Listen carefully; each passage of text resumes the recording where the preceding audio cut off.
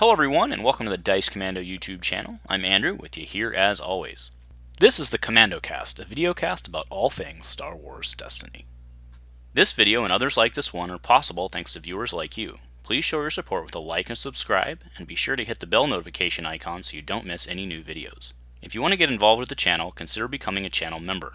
There are many benefits to channel membership, including access to our Discord, exclusive deck tech and strategy videos, and the opportunity to help create channel content. I want to sincerely thank all our channel members, as I truly couldn't do this without your support. You guys rock. Go Commando. Week 3 of spoiler season for ARH4 Unlikely Heroes is in the books. Spoilers this week coming in hot from ARH themselves. On the Censors, Diggity Destiny, and good old Rando Mando. Week 3 spoiler review coming at you.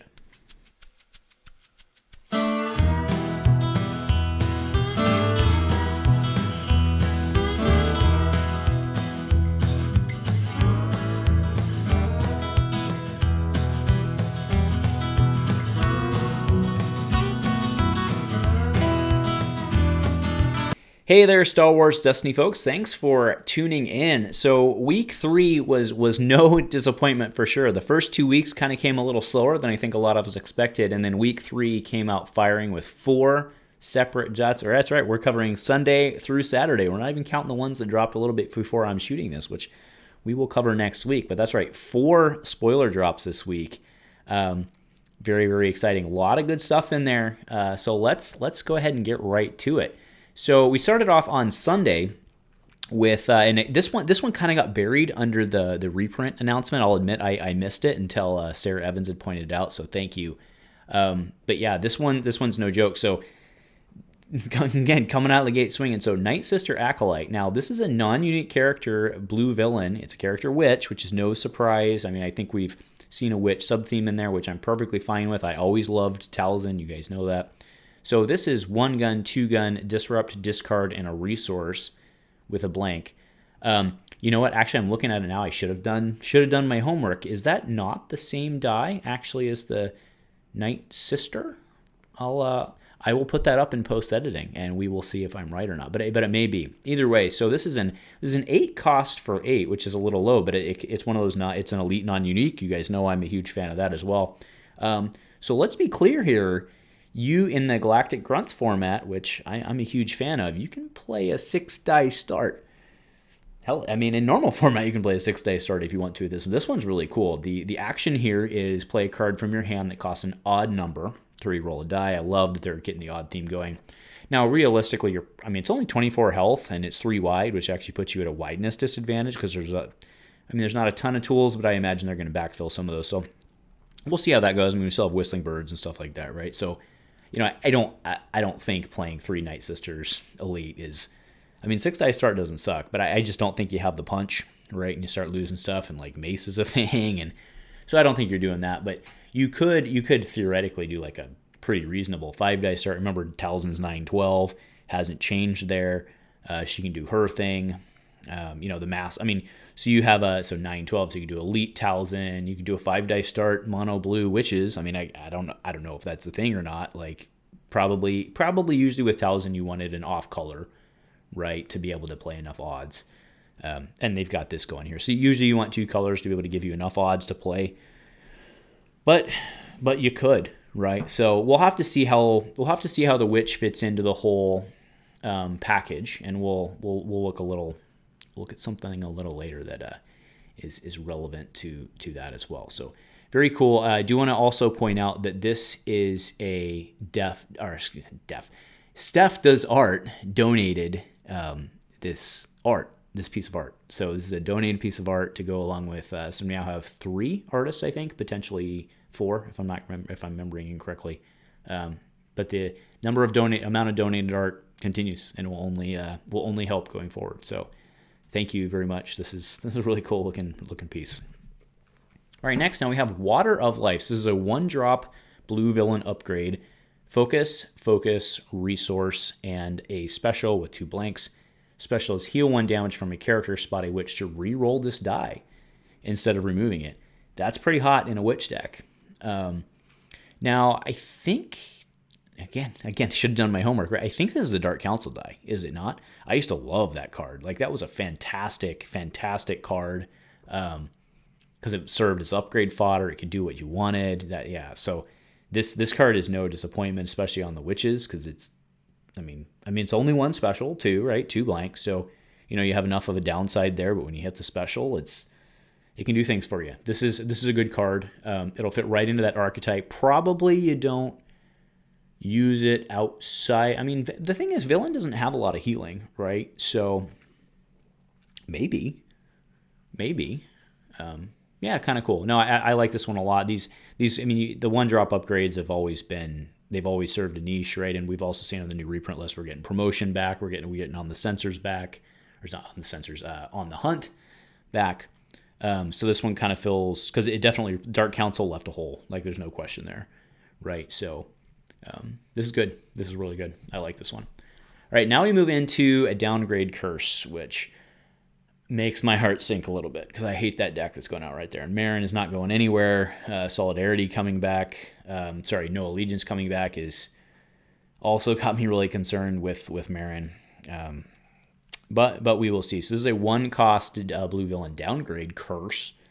Action: spot a witch and exhaust this to force an opponent to either remove an attached character's die or have you gain 1 resource. So at least this one isn't doing damage or resolving their dice against you. But it is 1 more curse. I don't think we lost any curses. I don't think we lose any curses in Convergence. I'll have to go back and check that, but I don't think we do. I will also comment below if we did. I'll go back and check Convergence, but I think the curses were all later. So I don't think they lose much there. In fact, I'm almost positive. Almost positive. All right, now we're moving into the spoilers on sensors, and these spoilers are no joke. So the majority, I think, of the excitement around these spoilers comes in the battlefield for good reason. But I am a huge fan of this card. This card is freaking phenomenal. I may do my own episode on how much I love Fennec Shand. She's awesome, right? I'm looking at running her out of the gate with Bo-Katan. But what does she do, Andrew? What does she do? So she is a neutral 11-14, 11 health yellow character. She has a non-reuse die, right? It's its own unique die. 1 gun, 3 gun for 1, 2 melee, 1 focus. On 1 focus is always typically bad. Resource and a blank, fine. After you play a yellow event, you may re-roll 1 of your dice. Well, that doesn't seem to suck. Power action: re-roll a weapon die. Then, if that die is showing damage, deal 1 damage to a character. Otherwise, give this character 1 shield. So I think, right now it doesn't say your, right? So I think more often than not, you're gonna. Obviously, not always. They're not always gonna have weapons, right? But and you might, because you can control that, and it still does its thing. But I think more often than not, this is better in the control case, right? Because if they've got a big weapon out, you use it to re-roll theirs. If they hit, well, that sucks for you, but you still get to deal a damage out of it. If it doesn't, then yay, you don't have damage showing anymore, and you just got a shield, right? So she is freaking awesome. The only complaint, and this isn't a real complaint, but Ming-Na is gorgeous. She's an amazing actress. In all the various shows she's been in, she's great cast for this character. I'd love to see Ming-Na's face, but I'm sure that we've already seen it. We've seen that she will be a promo card that for the come on, words, Andrew. Opening weekend tournament, right? The free tournament that they run. She'll be a promo card for that, and we'll see her. So phenomenal. This is awesome. Could not be happier about this. There's not really much more to say here. Like, she's just phenomenal. I'm gonna try running with Bo-Katan. Like, there's no question there. Like, get my 2 lovely ladies there, and yeah, freaking awesome. Nicely done. All right, that moves us into, like I said, this was probably it probably drew the more attention to a certain extent, because it was the new sexy, right, with the yellow battlefield. But so obviously it's a battlefield you can only include if you have yellow. It makes sense. So power action: draw a card, then place a card from your hand on the bottom of your deck. Claim: draw a card.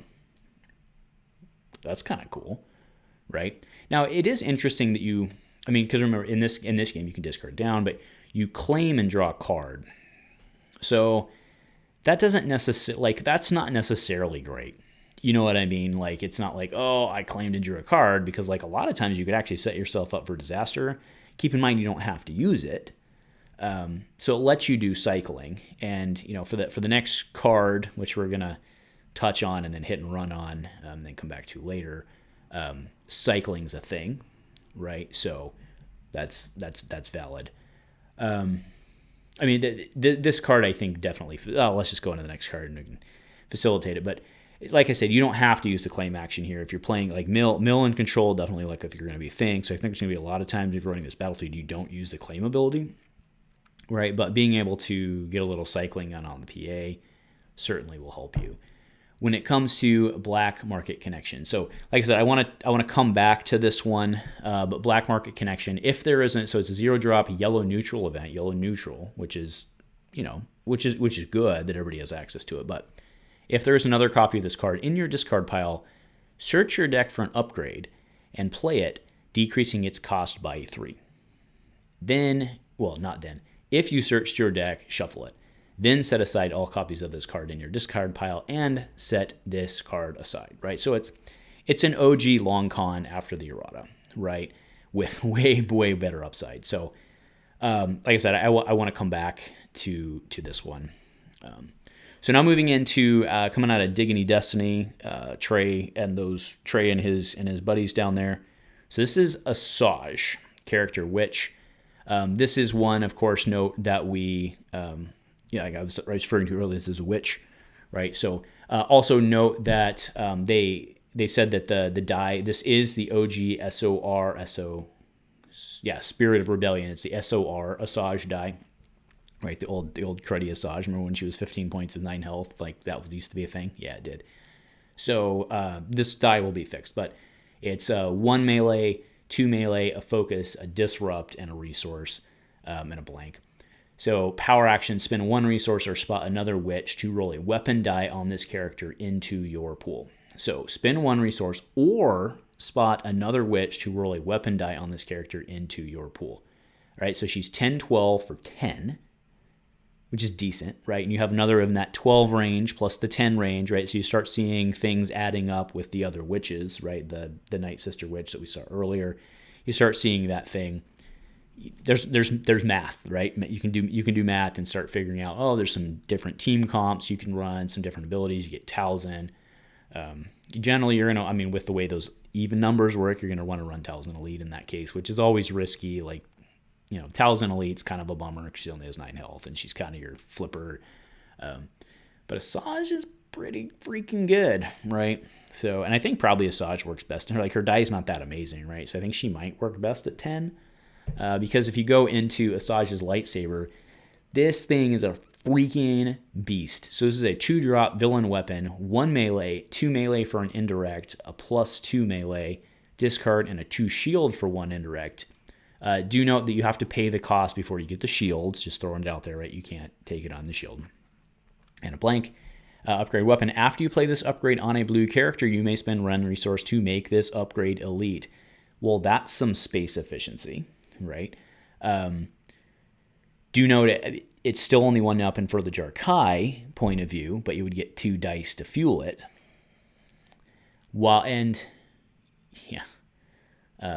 Now, this isn't necessary. Actually, I'm just thinking about this right now. This isn't necessarily relevant, right? But if there were similar effects to like Ahsoka, right? So Ahsoka lets you exhaust those weapons to roll their dice into play. So if this is an elite weapon, so again, I get it's a villain, it's not necessarily directly applicable, but wouldn't this roll in both die? Like if in a similar effect, this would still roll in both die, right?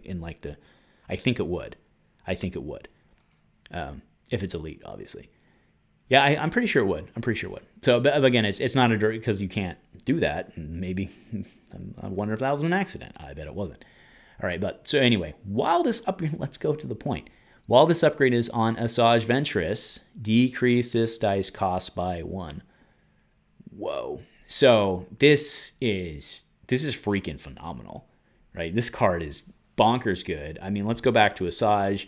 She's not crazy good, and that's why I'm saying you just play her single die at 10 with 10 health as a vehicle for this bad girl, for this bad girl, right? Like this, yeah, this thing's awesome. Like props. I like the design here, making it elite. For the rule that I was just talking about, like I don't think that matters, but like we'd have to probably check it in the future, right? If it becomes like a new business practice, like it might be something we have to watch in the future. Like if they're a neutral weapon that do it, like that could be pretty gross with, especially with like if it works the way I think it works the way I think it does, and it were like a neutral, and you could somehow get elite upgrades on Ahsoka, like she could potentially be rolling out 4 dice, right? So again, I could be wrong on the ruling. Probably am, but something to think about in the future, because this will set the precedent for the future. All right, next, vile machinations. You may spot blue event villain. You may spot a yellow character to remove a die not showing damage. You may spot a blue character to turn a die to a. You may spot a blue character to turn a die showing damage to a side showing a blank. So first off, this is odd. So it fits with the Night Sisters. It's fitting with the multicolor theme, right? But even inherently, it's not great. Like the Inquisitors probably have better mileage they can get out of stuff, but like the Inquisitors don't hate this, right? So I think the Inquisitors have better die. I think the Inquisitors have better cards, right? But it's there, right? It's there. I mean, I think this fits. Oh man, the Trandoshans are still a thing, right? Talzin Trandoshans, is that a thing? 12. They're what? Not they're 9 now, right? They're 9/11, right? 9. Oh, they lose a lot of bounties though. Huh? That's interesting. All right, moving on. All right, so here we come to a card. Med Pack. So this is a 1-cost hero upgrade equipment.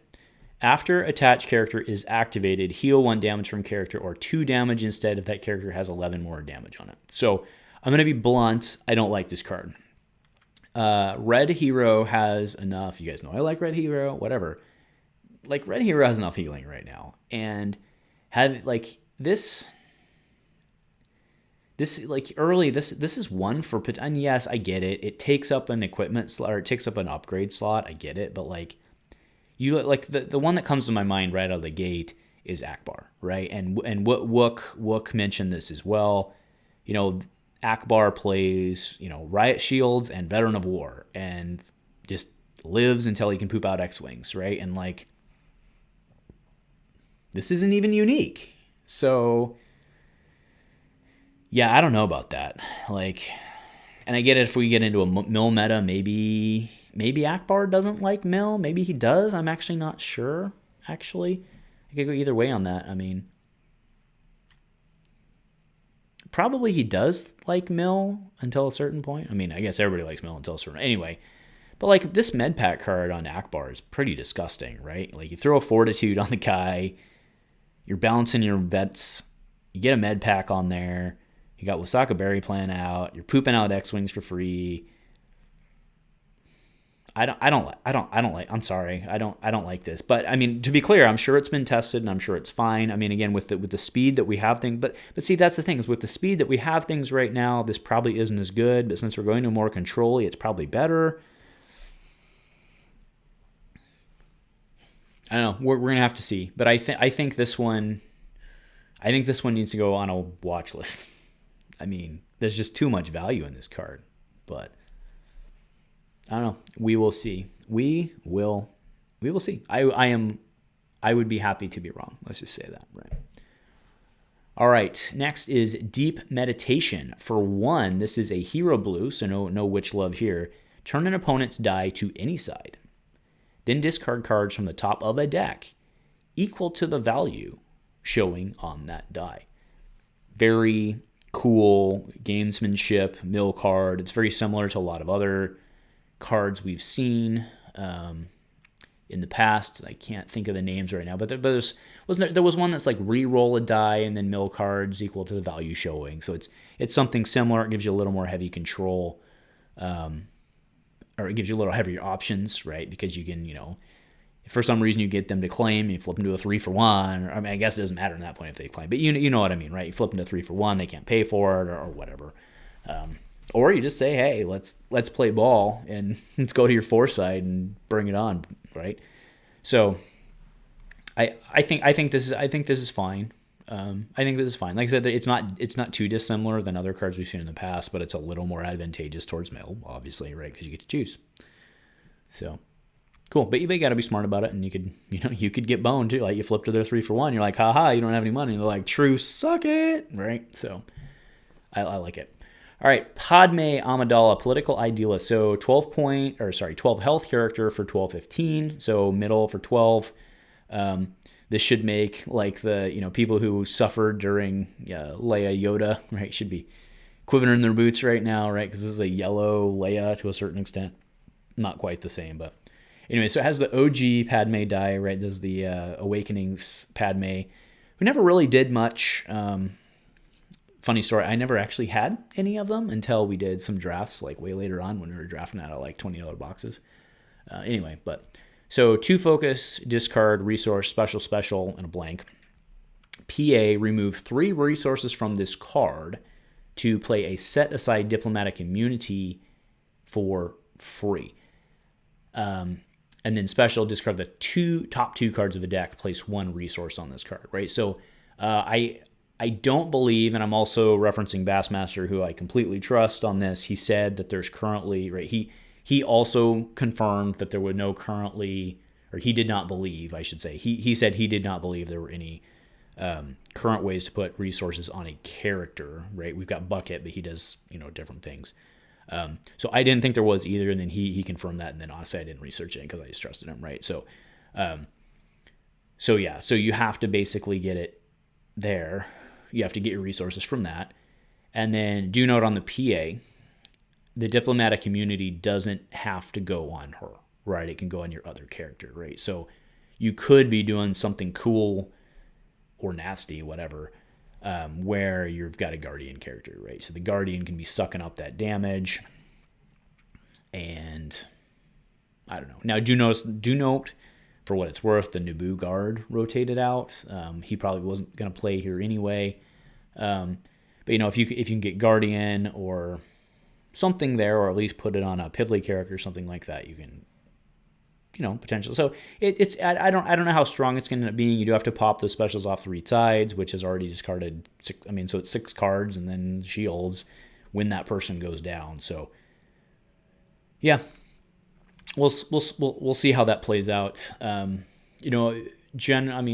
from like the Yoda Leia Mill era, which was a big era, don't get me wrong, that's a little expensive for someone. I think it might be a little too expensive. I mean, she's got 12 health though, but I think it might be a little too expensive. Interesting to note though, right? Cassian is on the reprint list. So you could run, remember that time Padme and Cassian went into the political chambers together and tried to mill the Nemodians to death? I do. But that's something, right? And it's yellow characters. I mean, there's not a ton of necessarily spot yellow, at least right now, that it's not like easy pickings in Tankle like it used to be, right? So yeah, it's something to think about. All right, next. So we finally have, this one, Black Stall Station. So this one it kind of reminds me, it's like a sister support to the one we saw earlier, which is like Mandalorian Vault. So this is Black Stall Station, is unique. It's a 1-drop yellow villain support location.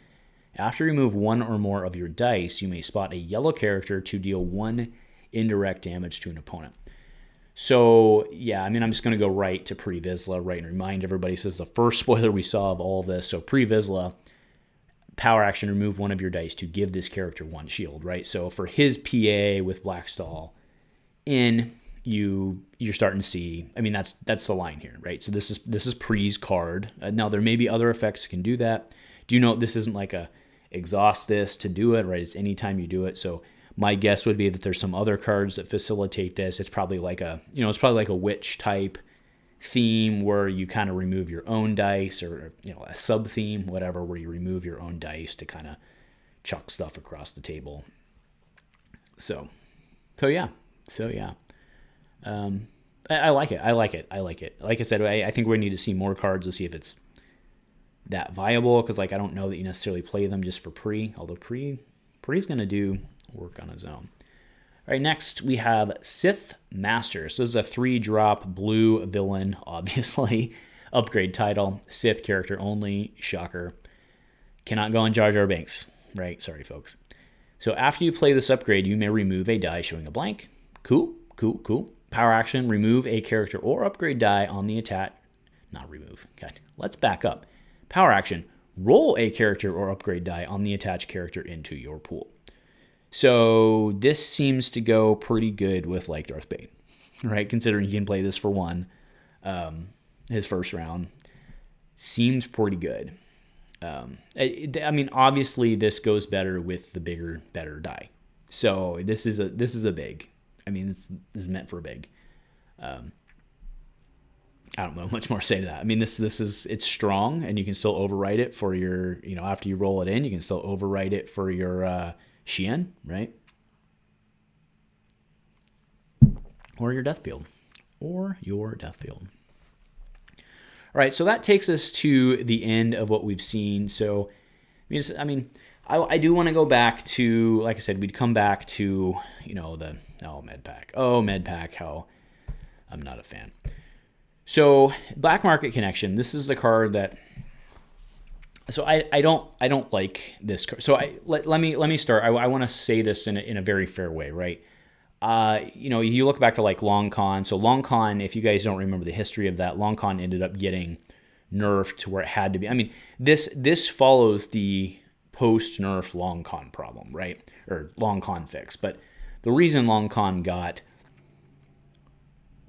done the way it did was because there was a deck at the time that was designed to just draw all of the cards in the deck, get the money, and then do X-Wings. And I mean, it was a neat niche little deck. It was not super competitive. That's not the point, right? And the reason they took the actions that they did, in part, was because it was just a cruddy thing to happen, right? And Black Market Connection, I have no doubt in my mind that from a design standpoint, it's solid. I have no doubt in my mind that from a testing point of view, it's solid. Because if you do this, so I didn't sit down and crunch the math, because there's a couple things in flight that like make it more practical, right? So like I think if you look at the chances of getting this, if you look at the chance of getting both of them in your opening hand, it's small. If you look at the chance of getting both of them in your hand within the first 2 rounds, it's like 1 out of 6, I think. Somewhere in that range, right? Which again is not very high. So from a consistency standpoint, the card is completely fine, right? The problem I have with it is like sometimes in this game, you just roll all 3s, right? And you just, right? It happens in this game, right? And like we don't need the game, like you don't need to sit down and like just have the game where your opponent draws 2 Black Market Connections and pulls out a Vibro Sword or a Pulse Cannon. Like you just, you know what I mean? Like that I mean, maybe you don't know what I mean, but that is my argument is, look, there's enough randomness in this game already. And like those of us who've been playing for a long time, we understand that. You take the punches. People who are very good have learned to minimize that or minimize the impacts of that. I get it.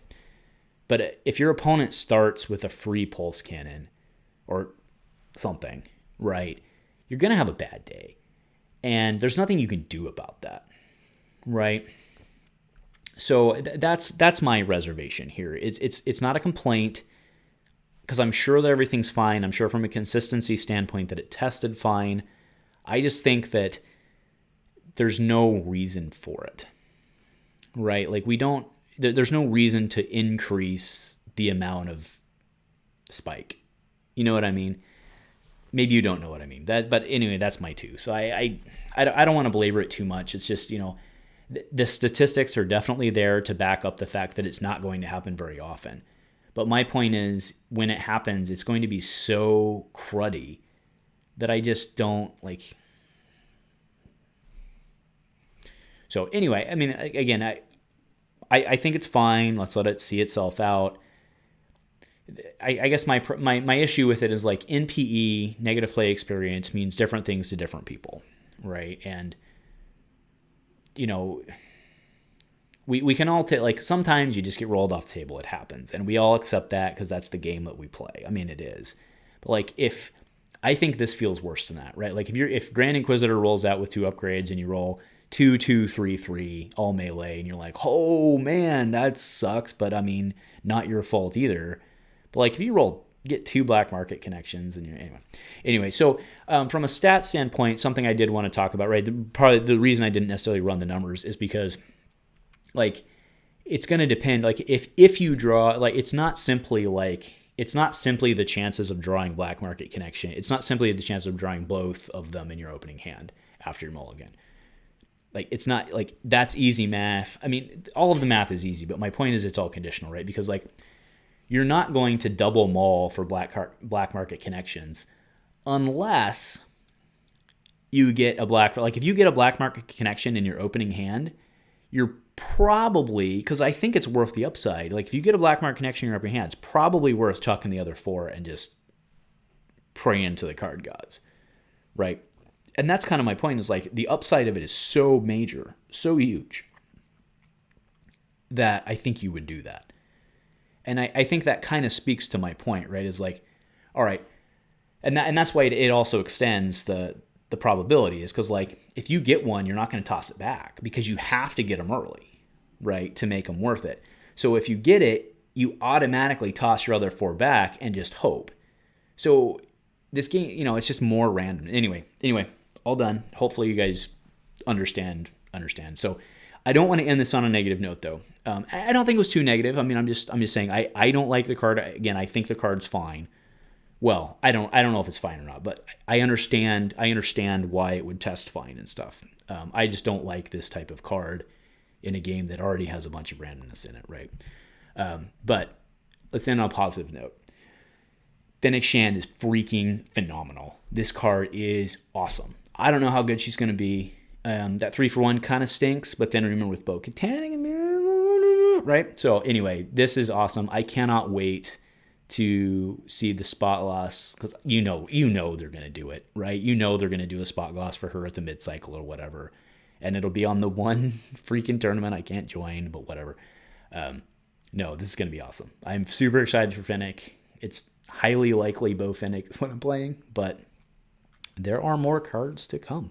So anyway, folks, thank you very much for tuning in. Man, I'm just looking down the time. We've been here a long time. So anyway, happy Monday. Let me know what you guys are thinking. Let me know what you guys are excited about. Let me know if you agree or disagree with my long con shot there, with the black mark connection. Let me know what you're thinking about that as well. This set is really shaping up to be pretty cool. Like, there's a lot of stuff coming out of this. I'm like, oh my God, that's awesome. Oh my God, that's awesome. I'm getting very, very excited. We are not that far away. It's actually kind of closer than you can wrap your head around at this point, but we are in spoiler season. So anyway, folks, let me know what you're thinking. Thank you, as always, for tuning in. Keep doing what you're doing, and go Commando.